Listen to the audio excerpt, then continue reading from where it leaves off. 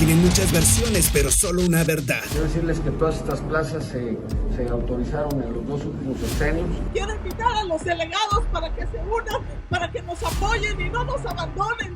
Y no vamos a permitir la corrupción, que quede muy claro. Nada de venta de plazas. Todo nuestro sindicato nos vendió. Porque en algunos casos hay delitos cometidos también por quien recibieron las bases. Operación Noticias, el espacio donde desentrañamos la historia, la política y la realidad que nos rodea. Las claves, los protagonistas y las consecuencias están aquí. Bueno, pues me da mucho gusto saludarles nuevamente en este espacio de Operación Noticias con temas, pues intentando ir un poco más a fondo, ¿no? Rascarle más a cada una de las situaciones que se presentan y que son noticias y que en este segmento nocturno por lo general abordamos situaciones pues de corte nacional, ¿no? Cuestiones que a final de cuentas sí le pegan a nuestro estado, sí influyen en nuestro estado, pero que son acontecimientos de tipo nacional. En esta ocasión vamos a platicar un poco de cómo van naciendo los nuevos villanos sexenales. Cada presidente llega a tener su villano favorito y luego pues va cambiando conforme pasa el tiempo, ¿no? Y nos referimos a los últimos tiempos, los últimos momentos que se están viviendo ahora en el sexenio de Claudia Sheinbaum. Hay que recordar que mientras fue jefe de gobierno de la Ciudad de México, Andrés Manuel López Obrador tuvo como su villano central aquel que ponía en una pared, en un círculo, y le aventaba dardos, ¿no? Y que le puso el innombrable, porque le encantaba a López Obrador poner sobrenombres, ¿no? Era el innombrable por lo terrible que era. Y que luego lo acusó y justifican, pues todos los seguidores de Andrés Manuel, que lo quiso desaforar. Todo porque él quería, San Andrés Manuel, abrir una calle para que entraran las ambulancias directo a un hospital. Olvidándose, pues que era una propiedad privada, ¿no? Y que eso no se podía hacer y pues en consecuencia el juez que lleva la causa le dice no puedes abrir la calle, es decir, otorga un mandato judicial. Pero al más puro estilo que después demostró como presidente, López Obrador dijo, pues ¿cómo que no? A mí me la cuchiplanchan y que abre la calle. Y pues que le solicitan el desafuero, porque eso ameritaba desafuero, pérdida del cargo y en una de esas hasta cárcel. Pero le temblaron las patitas a Vicente Fox Quesada porque ya Andrés Manuel traía una gran popularidad y pues iba a echar encima a una buena parte de la población. Claro, Andrés Manuel Andrés Manuel aprovechó eso y dijo, vale, si me agarra, peor, si me desafora, peor, ¿no? Si me quita el fuero, me va a dar más popularidad. Y bueno, no se atrevió Fox a impulsar que se le quitara el fuero a López Obrador. Y bueno, el villano favorito de ese entonces, de Andrés Manuel, era Carlos Salinas de Gortari, donde surgieron pues cosas simpáticas como que decían, ¿quién mató a Colosio? No, pues está pelón. Y bueno, la alusión era directa a Carlos Salinas, ¿no? Que siempre tuvo la cabeza como bola de boliche. Y luego, ya transcurrido el tiempo, pues el gran encabronamiento de Andrés Manuel fue que en la resolución final le hayan dado el triunfo a Felipe Calderón, del PAN, por unas escasas décimas. Y su villano favorito se convirtió en al que el mismo Andrés Manuel le llegó a llamar el Borolas, ¿no? ¿Por qué le decían el Borolas? Porque en las caricaturas lo dibujaban como que, como era chaparro, el saco le quedaba a la mitad de la mano, ¿no? Y había un personaje que le decían el Borolas, ¿no? Con la criada bien criada, si se acuerda. Y por eso le decían el Borolas. Y luego la denostación recurrente de que era un pedote y que se la pasaba chupando. Falso, ¿cierto? Ese es el sello que le quedó a Felipe Calderón y se convirtió en el villano del sexenio.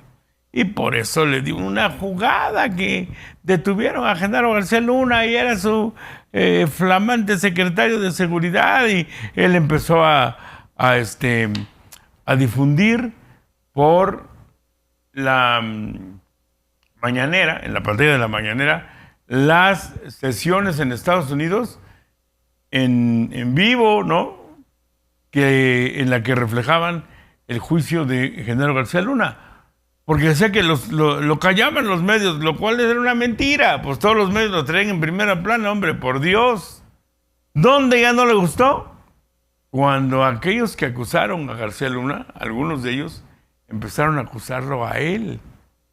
Y entonces le empezó a bajar de volumen a ese asunto y empezó a acusar, pues, de que era una manipulación, pero yo no encontraba de quién, ¿no? Bueno, en fin, ese era el villano en el momento. Comenzó a hacerlo en este sexenio de Claudia Sheinbaum Pardo.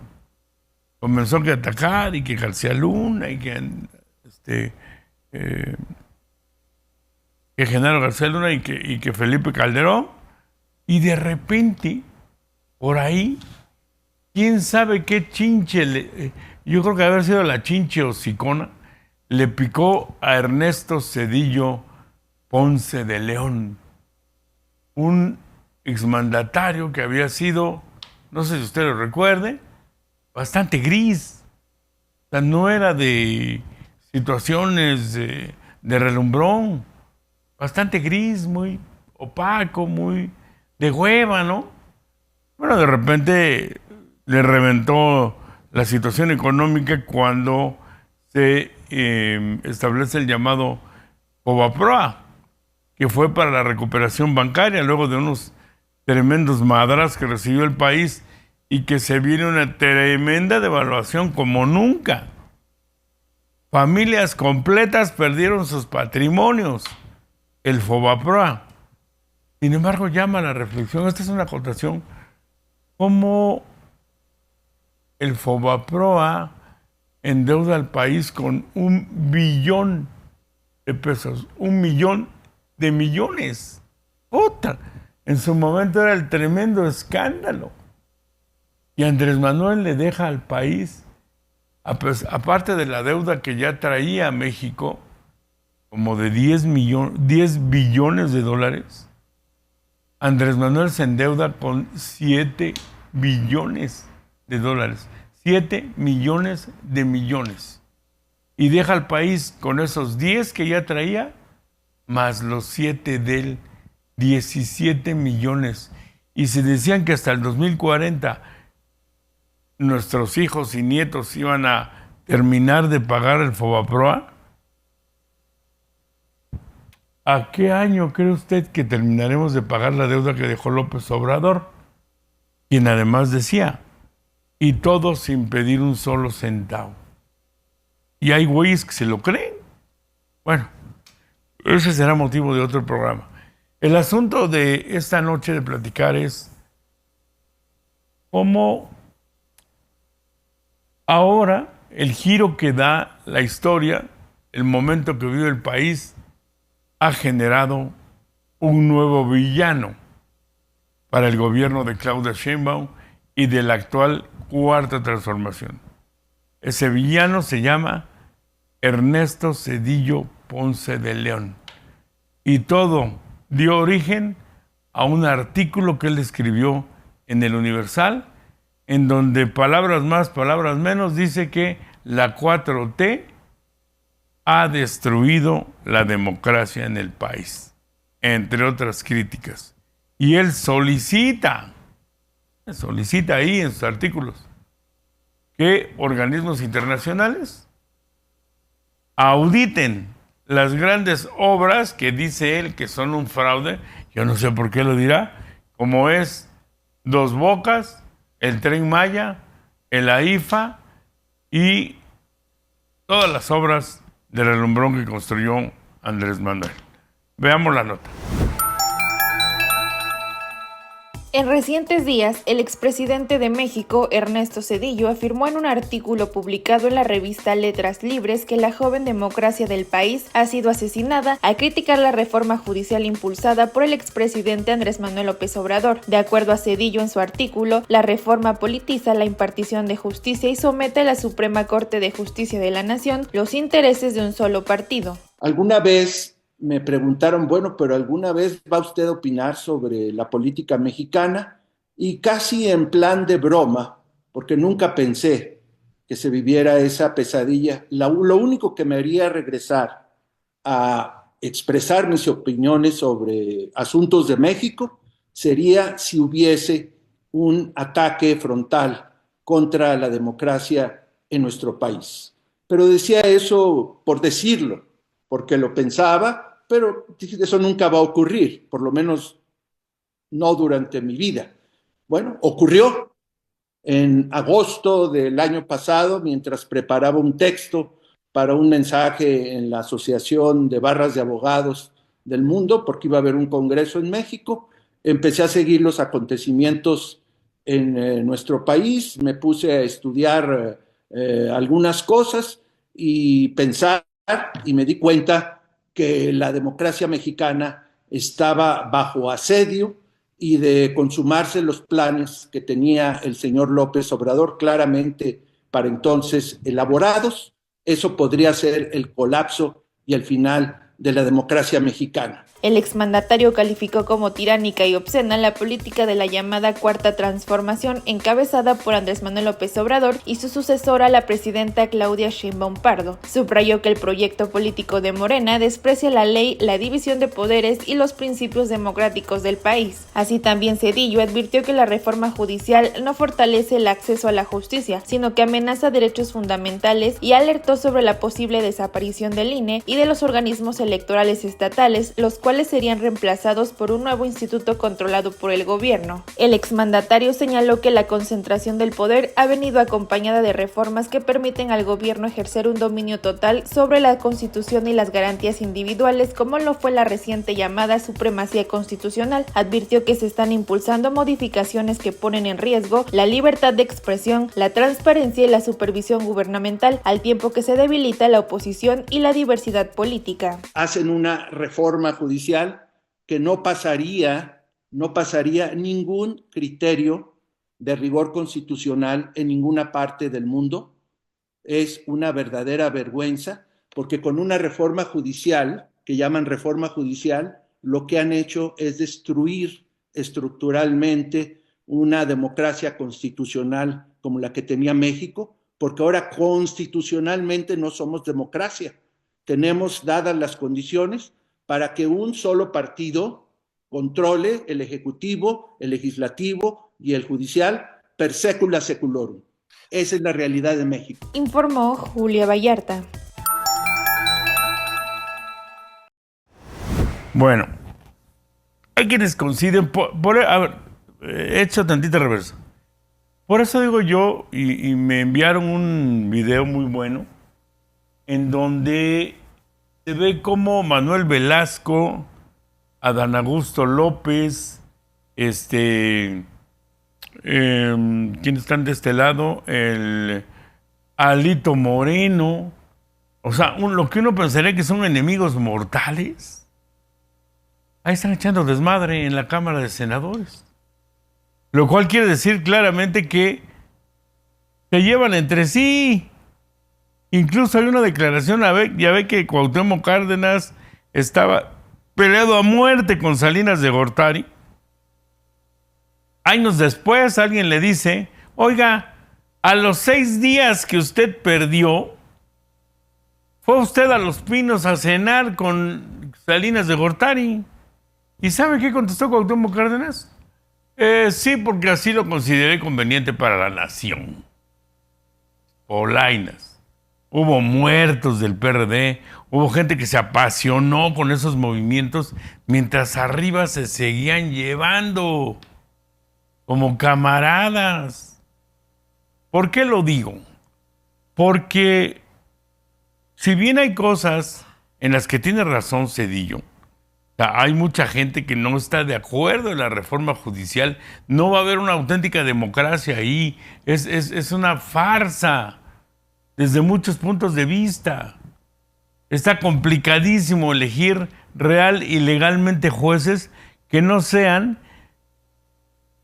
vinculados a los grupos que los están proponiendo, no a la ciudadanía que los está eligiendo. Pero bueno, dice Zedillo que lo que está haciéndose ahora es tener el control del legislativo, el ejecutivo y el judicial. Un solo grupo, un solo partido. Bueno, pues no mami blue, porque así fue con el PRI. Durante décadas, el PRI y el presidente de la República mandaba sobre gobernadores, sobre diputados, sobre senadores, presidentes municipales, todos los cargos. El PRI lo convirtió en lo que Mario Vargas Llosa, que en paz descanse, este escritor peruano, señaló como la dictadura perfecta. ¿Por qué decía? Porque el dictador no dura todos los años, dura 6. Pero el partido y la estructura es la que permanece. Que le valió hasta que lo quisieran expulsar de México. Bueno, pues Morena lo hace, pero de una manera más grosera. Más, ¿cómo decirlo? Más soberbia, ¿no? Más descarada. Sí, ¿qué? A ver, yo lo pongo, ¿por qué? Porque puedo y porque quiero. Y esto no lo autoriza. Pero Zedillo se muerde la lengua también. Porque a causa de una falta de democracia, cuando el PRI fue durante décadas sin absoluta democracia. Es más, cuando se dan los cambios en el país, que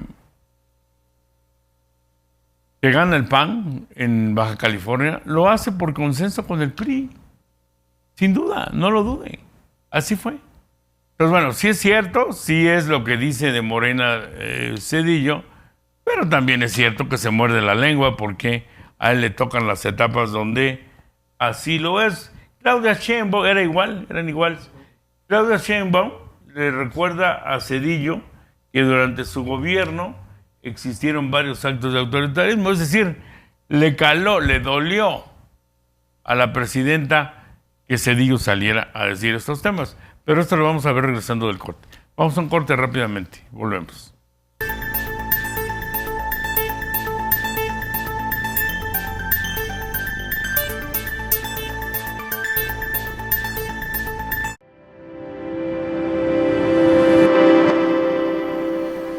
De algo que lastimó mucho a los oaxaqueños y que fueron los conflictos del 2006.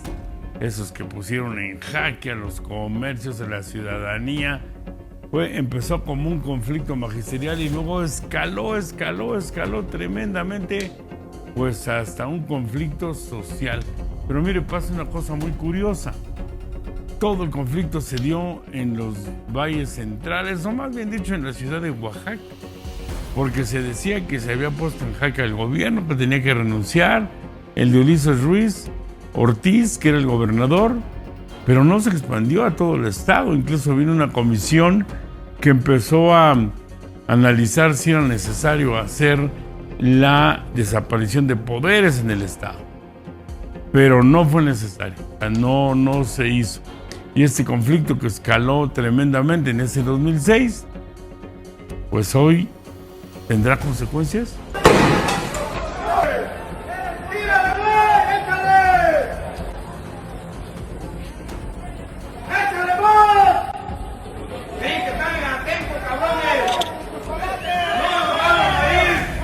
Fue la madrugada del 14 de junio, donde elementos de la Policía Estatal y Municipal irrumpieron en el plantón con el objetivo de desalojar a los maestros. Sin embargo, tras horas de enfrentamientos y actos de violencia, los docentes lograron reorganizarse y regresaron para expulsar a las autoridades. Este enfrentamiento causó indignación entre la población oaxaqueña, incluidos padres de familia, lo que agudizó al movimiento.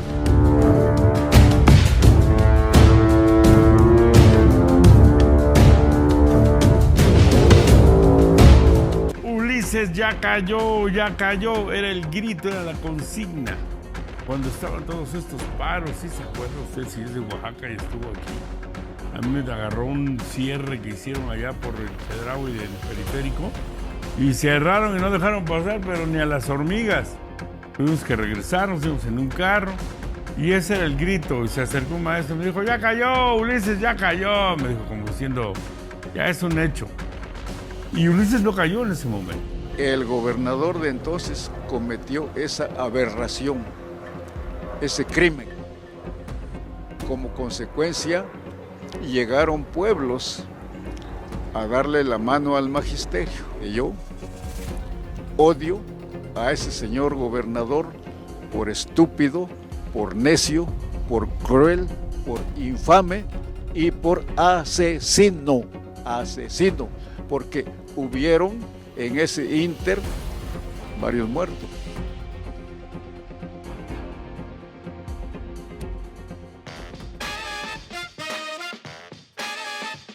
Cayó muy bien la idea de decir a la fregada a los migrantes. Ya sáquenlos, ya no queremos más. Se había hecho una bolsa ahí inflada, ¿no? Fea, porque les estaban pagando hoteles, ¿no? A migrantes que llegaban, no tenían papeles y se aventaban 6 meses, 8 meses, 1 año tirando la hueva y tenían apoyos de tarjetas para que fueran a comprar comida en los supermercados, en fin. Hay gente que se tarda años para poder obtener el pasaporte, porque es caro, porque es un trámite engorroso, y mucho más para obtener una visa, o nunca te la otorgan. Entonces, sí se puede. Yo tengo el derecho de irme a trabajar a Estados Unidos, de irme a trabajar a Canadá, de irme a trabajar a Ciudad de México, a Europa, a Afganistán, a donde yo quiera. Pero tengo que cumplir con lo que esos países, más, ni siquiera trabajar, Jaime, de viaje. Tú has salido del país y hay países que te requieren ciertos protocolos y ciertos requisitos para poder ingresar a ese país. Yo clasificaría que es un derecho humano de que puedas querer cambiar de país y me acoplo a las reglas. Pero los señores que estaban ahí, de entrada, ya la manera de querer ingresar ya era violentando las reglas. Pues es que, a ver, y la otra, tú no puedes venir a mi casa a reclamarme que quieras entrar porque en tu casa está de la chingada. Yo qué diría, oye, pues dile a tu casero, si es que la rentas, que la arregle. Dile a tu papá, el que paga, el que ordena, el que tiene el mando, pues que se pongan las condiciones necesarias para que tú puedas comer, tengas papel de baño, tengas seguridad, tengas todas las cosas. Ese es el punto. Mira, yo creo que hay una crisis tremenda de humanidad. En San Juanito Chipitongo, puta, pues la gente está muriendo de hambre, ¿no? Y vas y le reclamas a tu gobierno y te regalan una despensa, ¿no? Y te dicen que López Obrador fue el mejor presidente de México. Sí, y dices, no, pues no manches, ¿no? Y sí es cierto, dice Omar. y dices, no, pues mejor ya me voy a buscar. O sea, porque nosotros tratemos bien a los migrantes en México, ¿por eso van a tratar bien a nuestros paisanos en Estados Unidos?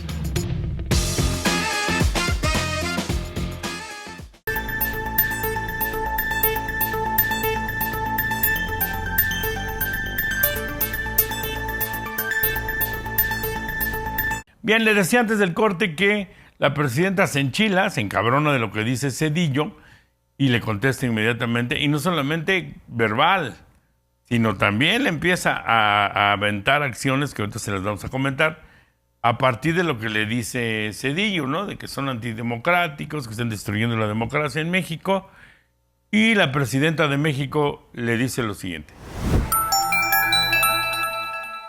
Luego de que el expresidente Ernesto Zedillo arremetiera contra los gobiernos de Morena, acusándolos de convertir a México en un estado policial en el que murió la democracia, la presidenta de México, Claudia Sheinbaum Pardo, señaló que las declaraciones de Zedillo forman parte de una narrativa impulsada por ciertos medios de comunicación, mediante la cual se buscan nuevos voceros para arremeter contra el gobierno de México, derivado a que los antiguos voceros de la oposición han perdido credibilidad en sus argumentos. Intelectuales que estuvieron vinculados durante años al poder, comentócratas de los medios. Ahora la cantaleta que traen es que somos un gobierno autoritario. Entonces, letras libres, nexos, traen autoritarismo, se acabó la democracia en México. Esa es su nueva narrativa. Como ya nadie les cree, ya tienen muy poca, entonces ahora andan buscando nuevos voceros. Bueno, se van a buscar a Zedillo como vocero, imagínense, Zedillo como vocero. ¿Qué más dónde vive Zedillo? Hace muchos años que no vive en México. Asimismo, la primera mandataria federal, Claudia Sheinbaum Pardo, le recordó al expresidente priista que durante su sexenio existieron algunos aspectos que pueden ser considerados como autoritarios, lo que contradice su postura actual sobre la democracia de México. Vamos a hablar del sexenio de Zedillo. ¿Por qué no hablamos, hablando de democracia, de las masacres de Acteal, del Charco, del Bosque, de Aguas Blancas? Porque nosotros no reprimimos. Vamos a hablar de democracia. ¿Por qué no hablamos del FOBAPROA? Porque también es autoritarismo rescatar a unos cuantos, hacer deudas privadas como deudas públicas y dejar en el desamparo a millones de deudores en nuestro país, con una deuda que seguimos pagando, las y los mexicanos. ¿Por qué no hablamos de la privatización de los ferrocarriles? Porque eso también es autoritarismo. ¿O a quién le consultó cuando privatizó los ferrocarriles? ¿A poco hizo una consulta pública para saber si los privatizaba o no? Y después acabó con los ferrocarriles de pasajeros y después se fue a trabajar a una de las empresas que fueron beneficiadas de la privatización. ¿O qué, eso no es autoritarismo? ¿O por qué no hablamos de la desaparición de la Corte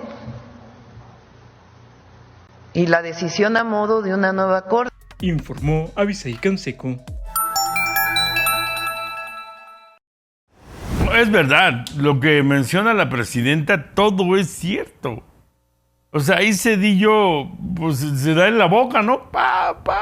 El FOBAPROA. Pero está cabrón que se estén tirando guamazos así, porque lo mismo le pueden sacar de este lado, ¿no?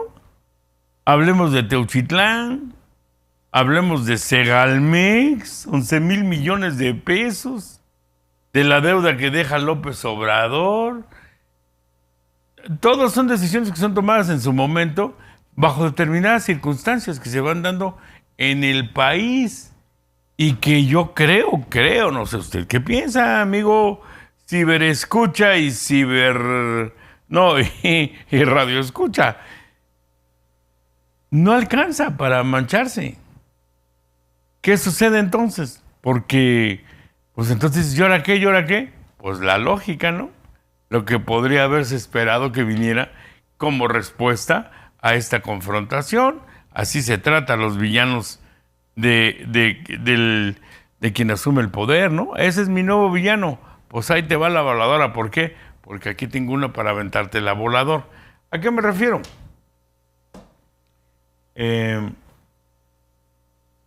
A través de una publicación en redes sociales, denuncian presuntos nexos entre Nilda Patricia Velasco de Zedillo, la esposa de Ernesto Zedillo, y el cártel de Colima, y derivado de unos presuntos audios que una persona que se inscribió para ser juez y que es hijo del exgeneral Jesús Gutiérrez Rebollo, que si usted lo recuerda, lo metieron al tanque en las eras de los tiempos de, si no me equivoco, no me acuerdo de quién, pero era priista el gobierno, lo meten a la cárcel, acusado ¿de quién? Creo que de Zedillo, ¿va?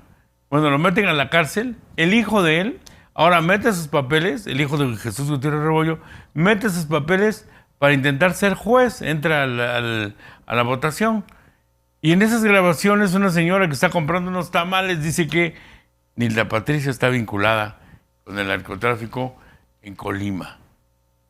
Y le pide la presidenta al Senado, lo acusa y le pide al Senado que integren una comisión del Senado para investigar a Nilda Patricia después de ¿cuántos años han pasado? ¿20?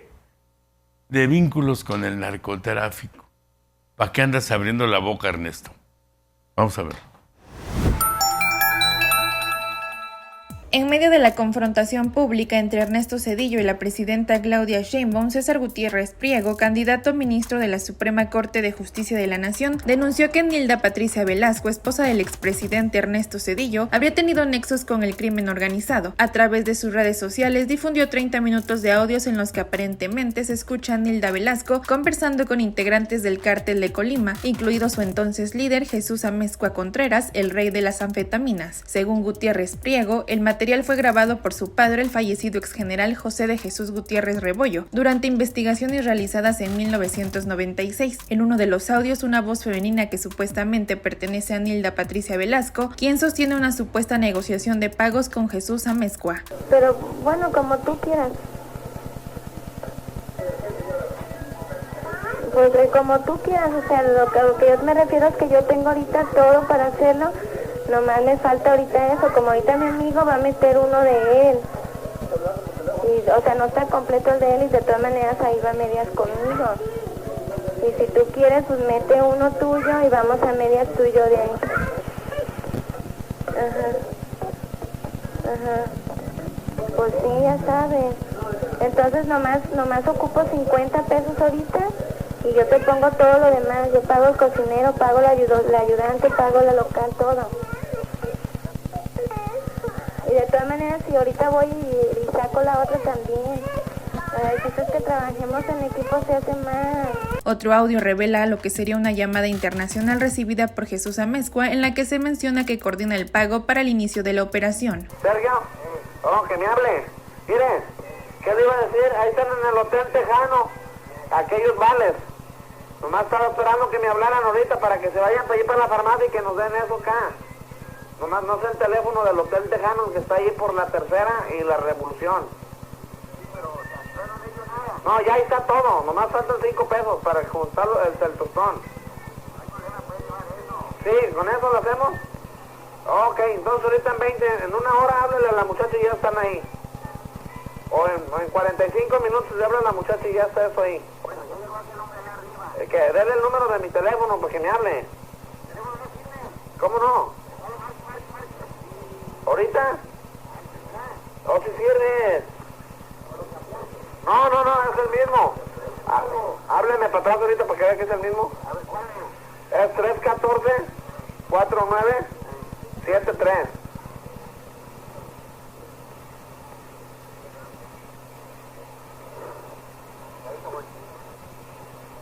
Hey. ¿Cómo? Ok, dígale que me hable a mi teléfono.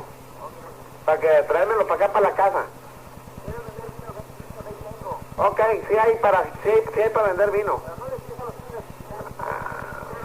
A ningún hijo de su puta madre le voy a fiar. Informó Julia Vallarta.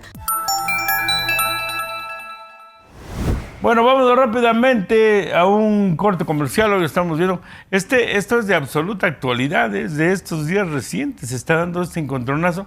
¿Quién sabe en qué vaya a terminar? ¿Quién sabe en qué vaya a derivar una investigación en contra de la esposa de Ernesto Zedillo, de Nilda Patricia? Que bueno, se antoja algo, una cosa puta sacada del baúl ahí de los recuerdos hasta el fondo, ¿no? Porque sí es cierto.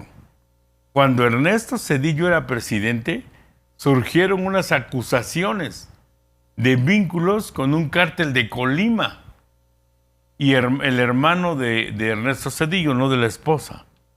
Pero bueno, no pasó a más, no, pues entonces el poder del presidente era plenipotenciario, como ha sido siempre, como fue con Fox, como fue con Peña Nieto y como fue con Andrés Manuel López Obrador y como hace con Claudia Sheinbaum. Vámonos a un corte, volvemos.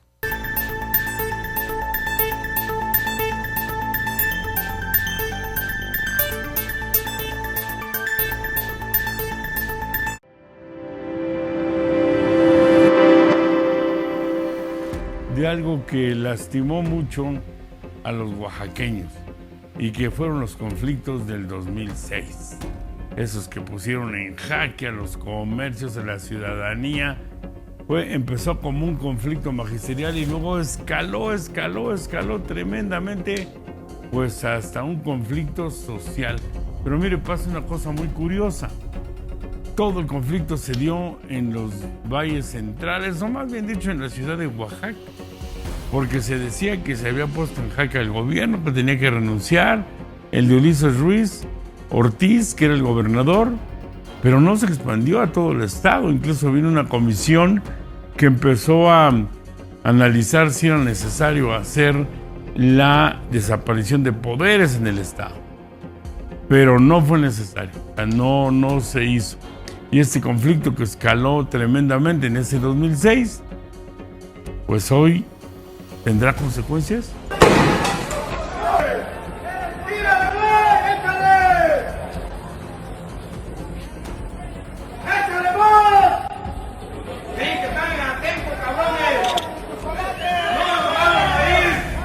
Fue la madrugada del 14 de junio, donde elementos de la Policía Estatal y Municipal irrumpieron en el plantón con el objetivo de desalojar a los maestros. Sin embargo, tras horas de enfrentamientos y actos de violencia, los docentes lograron reorganizarse y regresaron para expulsar a las autoridades. Este enfrentamiento causó indignación entre la población oaxaqueña, incluidos padres de familia, lo que agudizó al movimiento.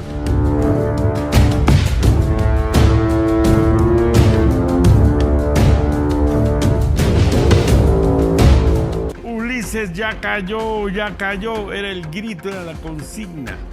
Cuando estaban todos estos paros, ¿sí se acuerda usted si es de Oaxaca y estuvo aquí? A mí me agarró un cierre que hicieron allá por el Chedraui del periférico y cerraron y no dejaron pasar, pero ni a las hormigas. Tuvimos que regresar, nos fuimos en un carro y ese era el grito. Y se acercó un maestro y me dijo, ya cayó, Ulises, ya cayó. Me dijo como diciendo, ya es un hecho. Y Ulises no cayó en ese momento. El gobernador de entonces cometió esa aberración, ese crimen. Como consecuencia, llegaron pueblos a darle la mano al magisterio. Y yo odio a ese señor gobernador por estúpido, por necio, por cruel, por infame y por asesino, porque hubieron en ese ínter varios muertos.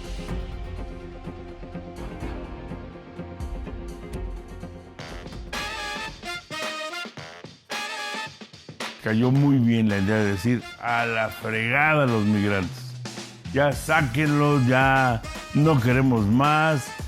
Se había hecho una bolsa ahí inflada, ¿no? Fea, porque les estaban pagando hoteles, ¿no? A migrantes que llegaban, no tenían papeles y se aventaban 6 meses, 8 meses, 1 año tirando la hueva y tenían apoyos de tarjetas para que fueran a comprar comida a los supermercados. En fin, hay gente que se tarda años para poder obtener el pasaporte, porque es caro, porque es un trámite engorroso, y mucho más para obtener una visa. O nunca te la otorgan. Entonces, sí se puede. Yo tengo el derecho de irme a trabajar a Estados Unidos, de irme a trabajar a Canadá, de irme a trabajar a Ciudad de México, a Europa, a Afganistán, a donde yo quiera. Pero tengo que cumplir con lo que esos países, más, ni siquiera trabajar, Jaime, de viaje. Tú has salido del país y hay países que te requieren ciertos protocolos y ciertos requisitos para poder ingresar a ese país. Yo clasificaría que es un derecho humano de que puedas querer cambiar de país y me acoplo a las reglas. Pero los señores que estaban ahí, de entrada, ya la manera de querer ingresar ya era violentando las reglas. Pues es que, a ver, y la otra, tú no puedes venir a mi casa a reclamarme que quieras entrar porque en tu casa está de la chingada. Yo qué diría, oye, pues dile a tu casero, si es que la rentas, que la arregle. Dile a tu papá, que el que paga, el que ordena, el que tiene el mando, pues que se pongan las condiciones necesarias para que tú puedas comer, tengas papel de baño, tengas seguridad, tengas todas las comodidades. Ese es el punto. Mira, yo creo que hay una crisis tremenda de humanidad. En San Juanito Chipitongo, puta, pues la gente está muriendo de hambre, ¿no? Y vas y le reclamas a tu gobierno y te regalan una despensa, ¿no? Y te dicen que López Obrador fue el mejor presidente de México. Y dices, no, pues no manches, ¿no? Y sí es cierto, dice Omar. y dices, no, pues mejor ya me voy a buscar. O sea, porque nosotros tratemos bien a los migrantes en México, ¿por eso van a tratar bien a nuestros paisanos en Estados Unidos?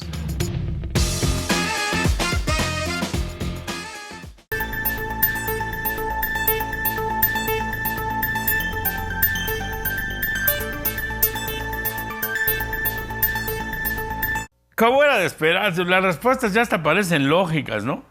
Hasta parece que ya son parte de un guión que está perfectamente trazado. Luego este, ¿no? Zedillo va y lanza unos señalamientos, le contesta a Claudia Sheinbaum, primero con recordarle, sacarle ahí los trapos que tenía guardados de cuando fue presidente Zedillo, y luego dice, para que vayas aprendiendo, ahí te va una comisión que investigue a tu esposa de narcotráfico, ¿no? Lo cual, bueno, ya está hecho, ¿no? Ya está hecho. Y luego, ¿qué dice Ernesto Zedillo?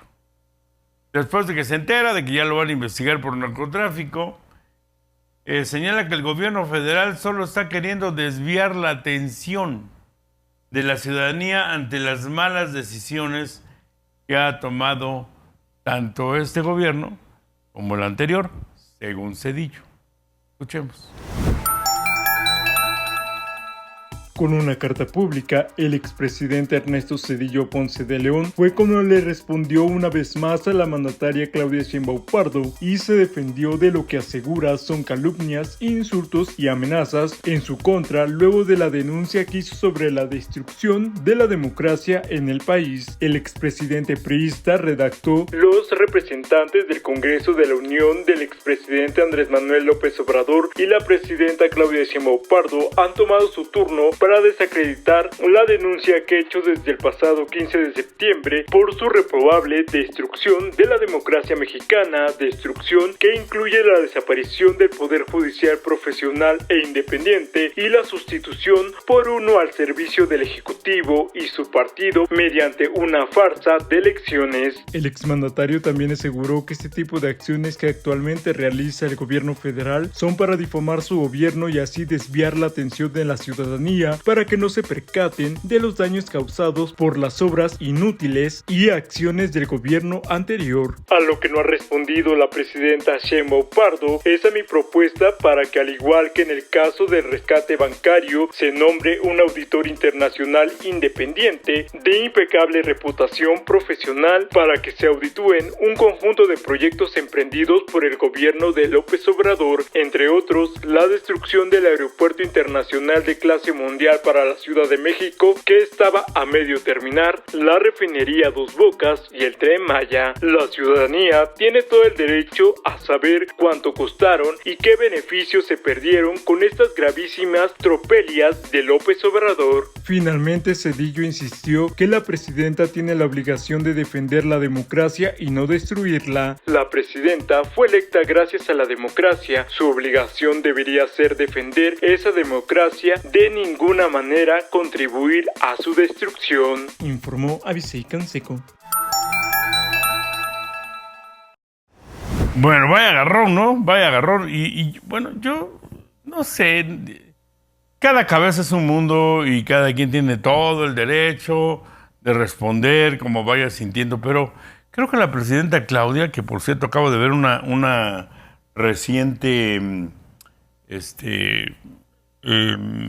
encuesta, una encuesta nacional de aceptación, de popularidad, anda por el 81%, altísimo. Ha habido otros presidentes que han tenido aceptaciones altas en los primeros meses, el primer año, pero yo creo que aquí es muy importante decir que el nivel que trae, el diálogo que trae con Donald Trump, ¿no? Que al menos lo percibimos como que ha sido de uno a uno, ¿no? Con dignidad, con presencia. ¿Para qué se pone con Zedillo? O sea, sí, Zedillo fue presidente. Es verdad que Ernesto Zedillo es el expresidente de los últimos 10 expresidentes que tiene la mejor imagen, que ha sido el menos cuestionado en su paso. Si bien podríamos decir que fue un mandato gris y que cierra con el tremendo error de diciembre del FOBAPROA, ¿no? Del Fondo para Protección Bancaria y la Protección Bancaria y el Ahorro, así le llamaron. ¿Qué pasó en realidad? Que tremendo guamazo que le metieron a los mexicanos. Por ejemplo, había una persona que ya había pagado 190,000 pesos de su casa del Infonavit que estaba en 280,000. Con el guamazo que se llega de la devaluación y todo este madre, ¡pum!, le llega la nueva cuenta en 470,000. Yo lo vi de cerca. O sea, no solamente lo que había pagado se había ido a la basura, ya debía el doble de lo que le había costado la casa. Así estuvo el tiempo del FOBAPROA. Hay hasta un chiste por ahí que ya ven que luego la arremetió contra el presidente Salinas, tanto que fue y metió al bote a su hermano, ¿no? A Raúl. Por venganza. Igual, le hizo igualito Zedillo que ahora le están haciendo a él. Y recuerdo que había una broma que decía, le reclamaba Zedillo a Salinas, es broma, es una broma, pero refleja lo que se sentía. Y le dijo, oye, Carlos Salinas, me dejaste la economía de México prendida de alfileres.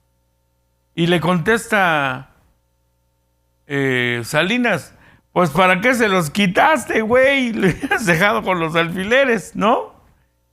Queriendo decir, pues hubieras maniobrado de tal manera que no se te desplomara la economía.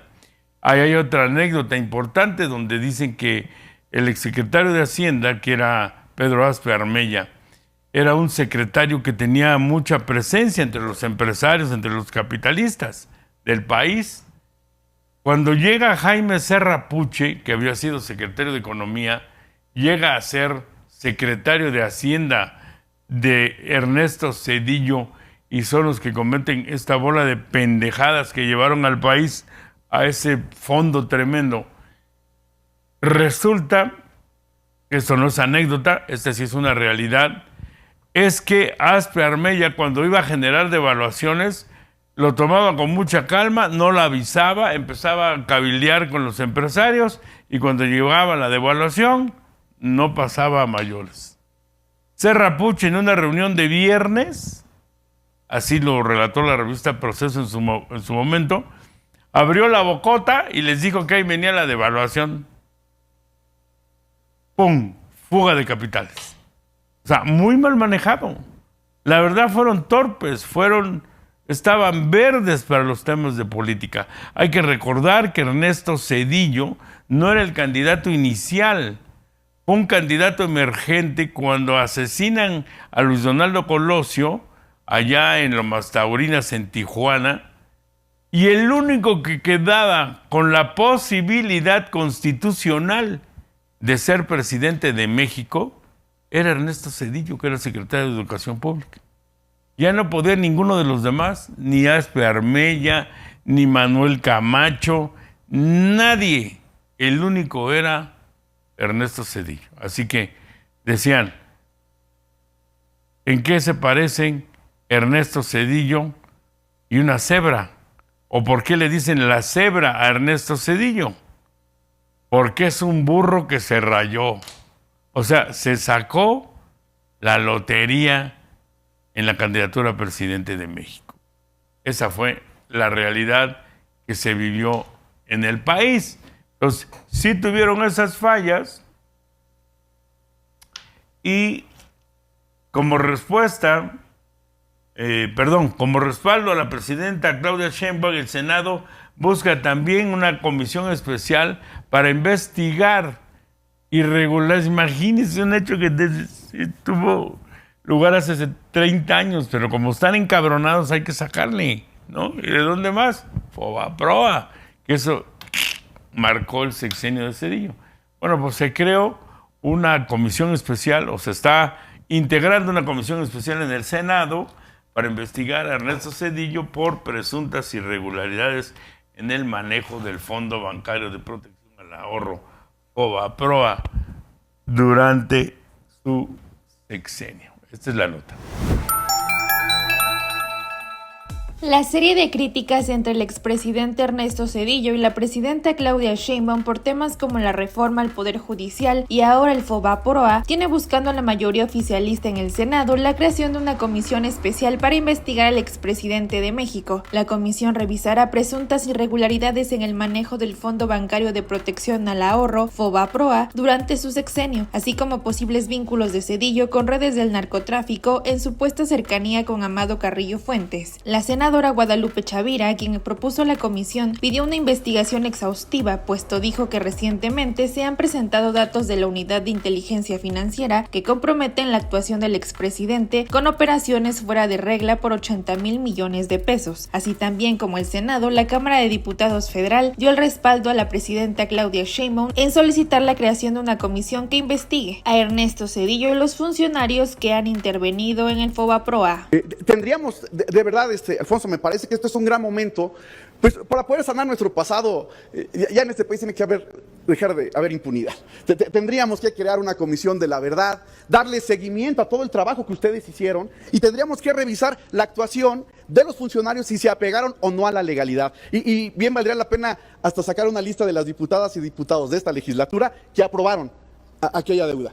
Porque hoy es muy fácil decir, déjese de pagar, eso es imposible. Yo creo que, de verdad, el tema del FOBAPROA, como sigue siendo un tema vigente, porque la herida está abierta, porque se tiene que pagar año con año, tendríamos que sí revisar lo que fue la responsabilidad legal de los funcionarios que nos llevaron a esa crisis. Y en eso tenemos que decir, yo lo digo con mucho respeto también hacia el expresidente Zedillo, él tiene muchos años fuera del país. La realidad y el paradigma que él vivió es completamente distinto. Cuando yo lo veo y nos vuelve a recetar todo el Washington Consensus, decir, tiene que haber un poder judicial libre, tiene que haber equilibrio, pues es que eso ya lo sabemos, eso está en la teoría constitucional, pero además adiciona temas que tienen que ver con la agenda neoliberal. Informó Julia Vallarta. Pues ya no saben ni cómo decirlo, ahí está, y vieron a este diputado que se deshace en cómo tratar de explicar el que se cree una comisión de investigación del FOBAPROA, por el amor de Dios, a ver si no hacen una también por los hechos del 68. Repito, yo creo que Claudia Sheinbaum tiene suficientes problemas y tiene un gran respaldo social, un gran respaldo del país, como para meterse a estos vericuetos, ¿no? O sea, ¿qué van a aclarar? ¿A quién van? Al final de cuentas se va a diluir en la nada, es producto de un enojo momentáneo. Ya pasó tanto tiempo que la mayoría de cosas, si hubo delitos y se demuestran, pues ya prescribieron. ¿Qué están buscando? ¿Exhibirlo? Yo creo que a Zedillo, yo creo que la gente ya votó, ¿no? Ya demostró el terrible desprecio que le tienen a todos esos funcionarios que tuvimos en el pasado. Hasta gente que fue tan alabada como Carlos Salinas, después se convirtió en el enemigo público número 1. O sea, ¿a quién más le gusta? ¿A Fox? Fox es un payaso. Por cierto, acaba de estar en Oaxaca. Estuvo en un restaurante aquí que se llama Las 15 Letras, ahí con Marta Sagún, que se ve que la restiran con alguna máquina así de... le jalaron la cara. Aquí estaban los dos. Y Felipe Calderón, ¿no?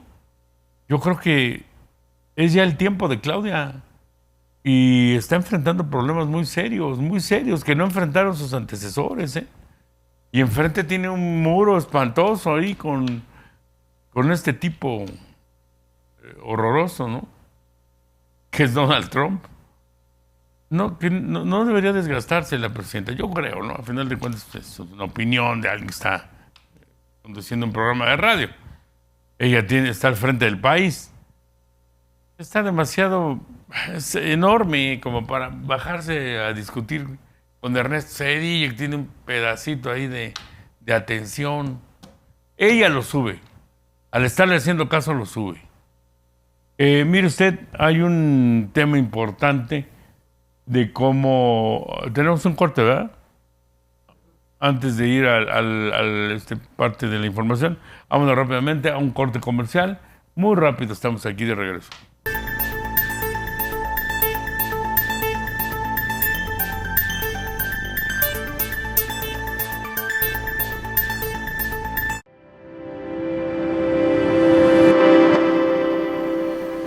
de algo que lastimó mucho a los oaxaqueños y que fueron los conflictos del 2006. Esos que pusieron en jaque a los comercios, a la ciudadanía. Empezó como un conflicto magisterial y luego escaló tremendamente, pues hasta un conflicto social. Pero mire, pasa una cosa muy curiosa. Todo el conflicto se dio en los valles centrales, o más bien dicho en la ciudad de Oaxaca, porque se decía que se había puesto en jaque al gobierno, que tenía que renunciar, el de Ulises Ruiz Ortiz, que era el gobernador, pero no se expandió a todo el estado. Incluso vino una comisión que empezó a analizar si era necesario hacer la desaparición de poderes en el estado. Pero no fue necesario, no se hizo. Y este conflicto que escaló tremendamente en ese 2006, pues hoy tendrá consecuencias.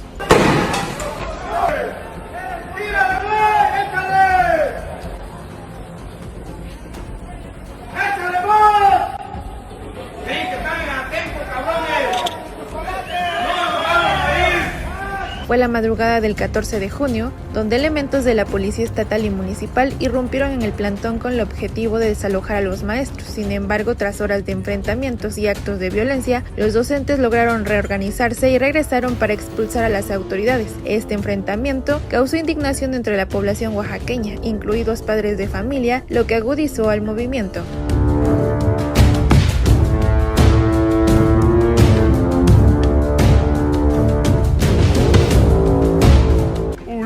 Ya cayó, era el grito, era la consigna. Cuando estaban todos estos paros, ¿sí se acuerda usted si es de Oaxaca y estuvo aquí? A mí me agarró un cierre que hicieron allá por el Chedraui del periférico y cerraron y no dejaron pasar, pero ni a las hormigas. Tuvimos que regresar, nos fuimos en un carro y ese era el grito. Y se acercó un maestro y me dijo, ya cayó, Ulises, ya cayó. Me dijo como diciendo, ya es un hecho. Y Ulises no cayó en ese momento. El gobernador de entonces cometió esa aberración, ese crimen. Como consecuencia, llegaron pueblos a darle la mano al magisterio.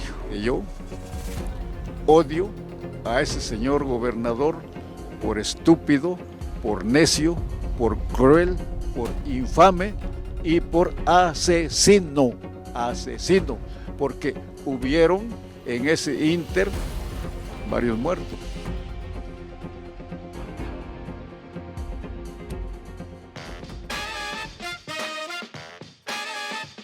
Cayó muy bien la idea de decir a la fregada a los migrantes. Ya sáquenlos, ya no queremos más. Se había hecho una bolsa ahí inflada, ¿no? Fea. Porque les estaban pagando hoteles, ¿no? A migrantes que llegaban, no tenían papeles y se aventaban 6 meses, 8 meses, 1 año tirando la hueva y tenían apoyos de tarjetas para que fueran a comprar comida a los supermercados. En fin. Hay gente que se tarda años para poder obtener el pasaporte, porque es caro, porque es un trámite engorroso, y mucho más para obtener una visa. O nunca te la otorgan. Entonces, sí se puede. Yo tengo el derecho de irme a trabajar a Estados Unidos, de irme a trabajar a Canadá, de irme a trabajar a Ciudad de México, a Europa, a Afganistán, a donde yo quiera. Pero tengo que cumplir con lo que esos países, más, ni siquiera trabajar, Jaime, de viaje. Tú has salido del país y hay países que te requieren ciertos protocolos y ciertos requisitos para poder ingresar a ese país. Yo clasificaría que es un derecho humano de que puedas querer cambiar de país y me acoplo a las reglas.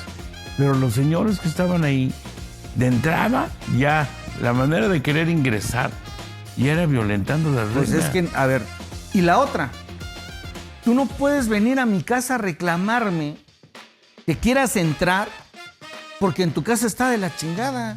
Yo qué diría, oye, pues dile a tu casero, si es que la rentas, que la arregle. Dile a tu papá, el que paga, el que ordena, el que tiene el mando, pues que se pongan las condiciones necesarias para que tú puedas comer, tengas papel de baño, tengas seguridad, tengas todas las comodidades. Ese es el punto. Mira, yo creo que hay una crisis tremenda de humanidad. En San Juanito Chipitongo, puta, pues la gente está muriendo de hambre, ¿no? Y vas y le reclamas a tu gobierno y te regalan una despensa, ¿no? Y te dicen que López Obrador fue el mejor presidente de México. Y dices, no, pues no manches, ¿no? Y sí es cierto, dice Omar. y dices, no, pues mejor ya me voy a buscar. O sea, porque nosotros tratemos bien a los migrantes en México. Por eso van a tratar bien a nuestros paisanos en Estados Unidos.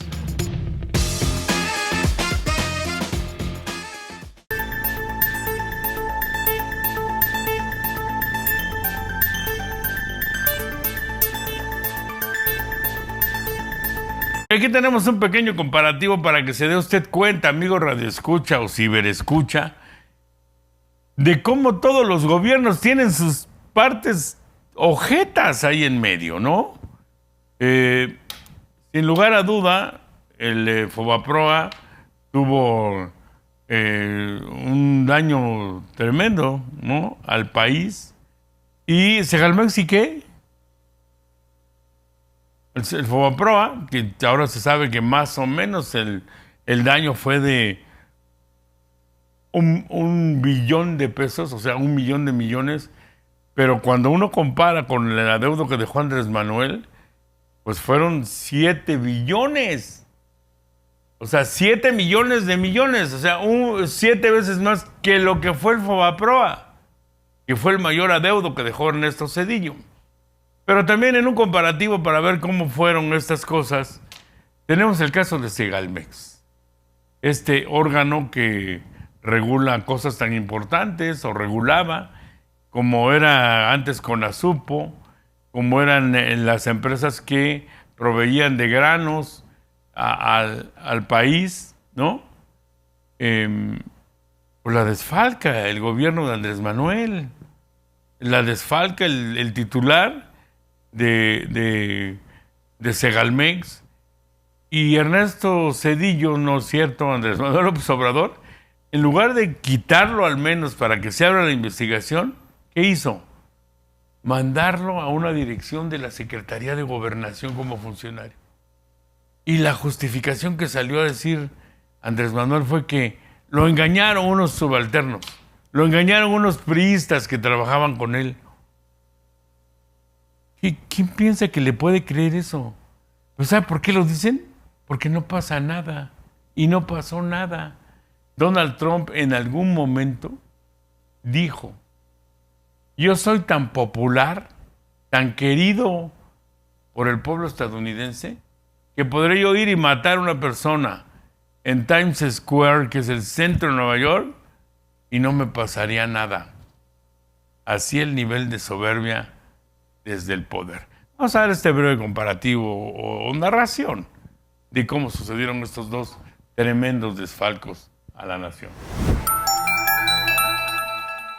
Mientras que el Fondo Bancario de Protección al Ahorro, Fobaproa, fue un rescate bancario de deudas de empresas impagables, con la cual el gobierno federal empezó a usar el capital del Estado para liquidar a los bancos, lo cual fue señalado como un acto de corrupción y aprovechamiento por parte de los banqueros, quienes ingresaron las deudas de las instituciones a la cartera vencida que rescató el gobierno, es decir, que las deudas de los bancos fueron y siguen siendo pagadas con los impuestos de los mexicanos, capital que pudo ocuparse, pero no fue así en otros ámbitos como la salud, infraestructura, educación y cultura. En los siguientes años, el Fobaproa absorbió la deuda de los bancos, que para 1990, año en el que se publicó la Ley de Protección al Ahorro Bancario, llegó a los 552.300 millones de pesos, es decir, el 11% de la economía del país en ese momento. De acuerdo con los datos de la Secretaría de Hacienda y Crédito Público, hasta diciembre del 2021, la deuda del Fobaproa, que se comprende de los pasivos del Instituto para la Protección al Ahorro Bancario y del Programa de Apoyo a Deudores de la Banca, alcanzaron 1.072.446 millones de pesos, suma que sigue cubriéndose por los contribuyentes, y se espera que que finalice la deuda hasta el 2070. En el 2018, Andrés Manuel López Obrador, entonces presidente electo de México, anunció que al iniciar su gobierno fusionaría las empresas Diconsa y Liconsa de la Secretaría de Desarrollo Social Sedesol para crear el Organismo de Seguridad Alimentaria Mexicana, Segalmex, el cual fue puesto en marcha en el 2019, institución que no tardaría mucho en saltar a la polémica por presuntos actos de corrupción e irregularidades en el manejo de sus recursos. El desfalco a la seguridad alimentaria mexicana Segalmex asciende a los 2.700 millones de pesos, por lo que se han presentado 156 denuncias en contra de servidores públicos y particulares. La polémica por los presuntos actos de corrupción en Segalmex creció aún más luego de que en julio del 2021 la Organización Mexicana contra la Corrupción y la Impunidad documentara que la dependencia otorgó 797 millones de pesos a una red de empresas fachadas que incumplieron con la entrega de herramientas como pesticidas, costales y lonas que servirían para proteger y almacenar granos de maíz y el frijol. En tanto, la Unidad de Inteligencia Financiera reveló que ya investigaba al organismo por compras simuladas, desvío de subsidios, adquisición directas a empresas fantasmas y faltantes en inventarios. En agosto de 2021, la Organización Mexicana contra la Corrupción y la Impunidad ventiló una nueva polémica, pues de acuerdo con sus investigaciones, el organismo había contratado como nuevo gerente de operaciones a Bernardo Fernández Sánchez, socio del Grupo Cosmo, un corporativo acusado de corrupción y lavado de dinero mediante el envío de alimentos a sobreprecios a Venezuela. A esto se le suma que en febrero de 2022, la fiscalización de la cuenta pública del 2020, realizada por la Auditoría Superior de la Federación, Segalmex por primera vez encabezó las irregularidades detectadas, que ascendían en ese entonces a 8.636 millones de pesos. Para agosto del 2022, la Secretaría de la Función Pública reveló que había ya 38 carpetas de investigaciones abiertas por delitos de uso ilícito de facultades y atribuciones que ocasionaron presuntos daños de alrededor de 9.500 millones de pesos. En conclusión, el desfalco de Segalmex supera ampliamente el monto del desfalco del FOBAPROA. El desfalco de Segalmex, según informes de la Auditoría Superior de la Federación, asciende a 15.308 millones de pesos, que es equivalente a 18 millones de despensas básicas, informó Avisei Canseco.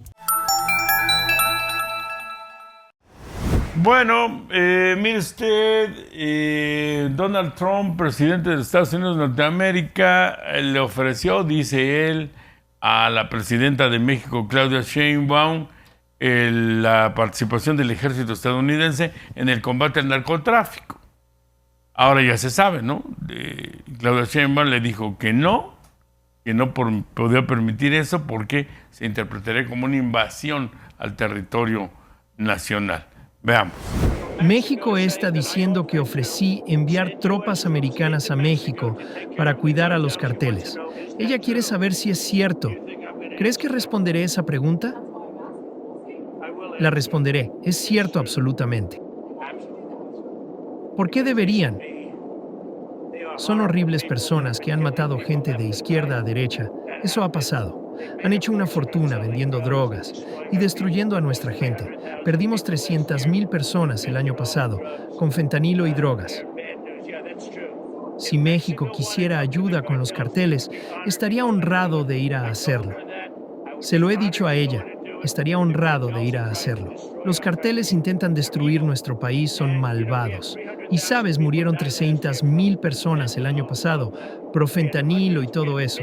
Tuvimos cientos, miles de personas traídas a nuestro país que no deberían estar aquí por los carteles o sus hombres. Entonces ella dijo que me ofrecía hacerlo. Y tiene toda la razón, ella tiene mucho miedo a los carteles, esa es la razón. Creo que es una mujer encantadora, la presidenta de México es una mujer encantadora, pero tiene tanto miedo de los carteles que no puede pensar bien. Bueno, después de estas declaraciones, déjame echarme una peinadita. Después de estas declaraciones, la presidenta Claudia Sheinbaum,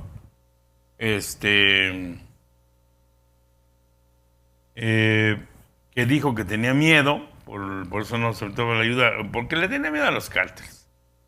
La presidenta seguro que no quiere desencuentros con Trump. La verdad que hace muy bien. La verdad hace muy, muy bien.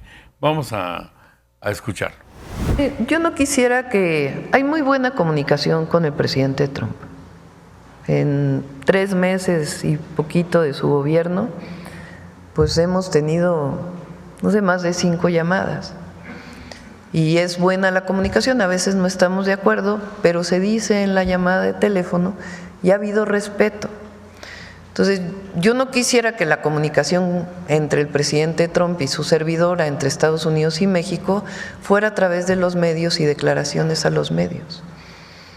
Es una comunicación fluida, buena, en donde tenemos muchísimos acuerdos y otros que no hay acuerdo, pero que estamos dialogando permanentemente, que es algo normal y natural. Entonces, no quisiera yo que ahora viene una declaración mía y sale en el periódico y ahora otro reportero le pregunta al presidente Trump y ¿para qué generar un desencuentro?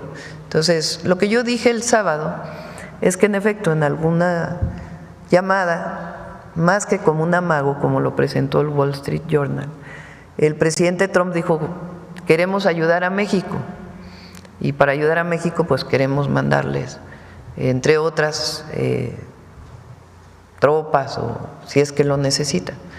Y yo le dije, no, presidente Trump, eso no. Podemos colaborar en muchas otras cosas dentro del marco de nuestra soberanía y de la territorialidad que a cada uno de nosotros nos corresponde. Les pongo un ejemplo. Recientemente, hace 3 días salió que el presidente Trump dijo mano dura a el tráfico de armas de Estados Unidos a México. Eso no se había oído nunca de un presidente de los Estados Unidos. Y es importante para México que se detenga el tráfico de armas, así como nosotros estamos trabajando muy fuerte para disminuir, detener el tráfico de fentanilo de México hacia los Estados Unidos y de otras drogas. Entonces, hay muy buena relación también entre el Comando Norte, la Secretaría de Marina, la Secretaría de la Defensa.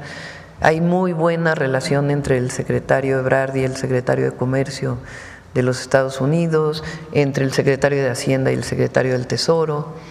Entonces, no vale la pena, y no es un asunto, ustedes saben que nosotros aquí estamos con una estrategia de seguridad que van a ver el jueves, tiene muy buenos resultados. Entonces, evidentemente, pues, cada quien tiene su manera de comunicar, pero no quisiera que se volviera esto un debate. Bueno, acaba de darse la 6ª sesión ordinaria del partido Morena en el World Trade Center de la Ciudad de México. Es importante porque entre los lineamientos que se plantearon fue la no reelección, el combate al nepotismo, que no pueda un familiar dejar a otro en el cargo que sigue, bajarle al dispendio en las campañas, ¿no? Dejar de andar hasta usando ropa de marca. Les dijeron sencillez, nuestro movimiento viene de una manifestación a favor del pueblo, de la gente sencilla. Vamos a ver si lo cumplen. Ahí está Andrea Chávez con sus desplantes, ahí está Evelyn Salgado con que su papá sea su sucesor.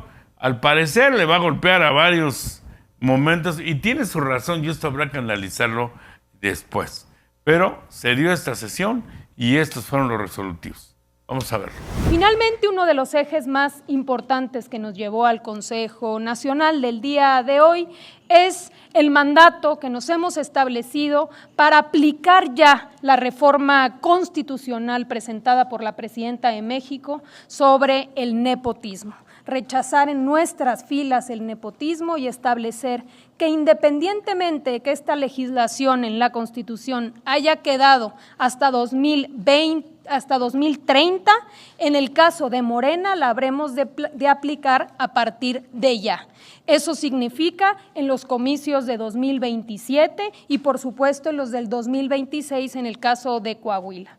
Mencionar también que ya lo estamos haciendo en el caso de las elecciones en Veracruz y en Durango, ya se establece como una prohibición interna el no llevar familiares en la boleta para cargos consecutivos.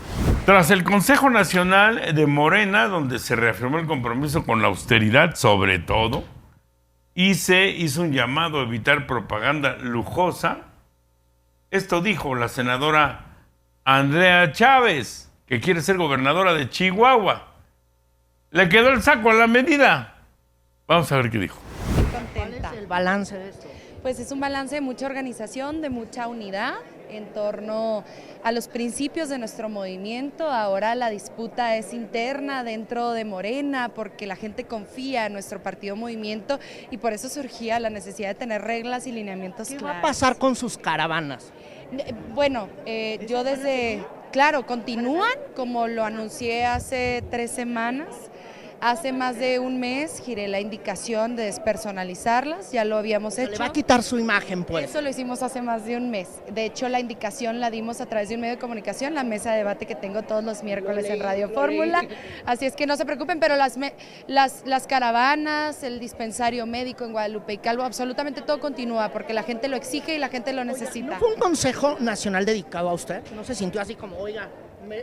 Los medios de comunicación han intentado impulsar esa línea editorial. La propia presidenta de la República fue la que desmintió esa versión en la conferencia mañanera. Así es que no, me parece que es un llamado a todas las y los compañeros que aspiramos a contender en este y en otros procesos, ¿no? Tenemos proceso ahorita en Veracruz, en Durango, tendremos otro tipo de procesos. En 2027 se disputan pues 16 gubernaturas y en ese sentido surgía la necesidad de fomentar la unidad con reglas claras. Como consejera nacional, soy la consejera nacional más votada del país. Desde luego acudí a mi compromiso y responsabilidad de ser la primera que votara este acuerdo y seré la primera en fomentarlo, respetarlo. ¿Alguien puede tener ¿Perdón? ¿Alguien puede tener una caravana de salud y no pasa nada siempre y cuando no tenga su imagen? Mira, no hay ningún tipo de ilegalidad, no hay ningún tipo de irregularidad, eso se va a comprobar en las instancias jurídicas oficiales con competencia para ello y tan no hay reglas para esto que hubo necesidad de poner reglas al interior, ¿no? Entonces, a partir de ahora, mira, no, pero si lo fuéramos, pues qué horror. Bien, les agradecemos acompañarnos en este segmento, en esta emisión de Operación Noticias a través de las estaciones del grupo radiofónico corporativo AS Comunicación y también a través de las páginas de Facebook Operación Oaxaca y de YouTube a través de Política sin Corbatas. Soy Jaime Velázquez. Escuchamos pronto.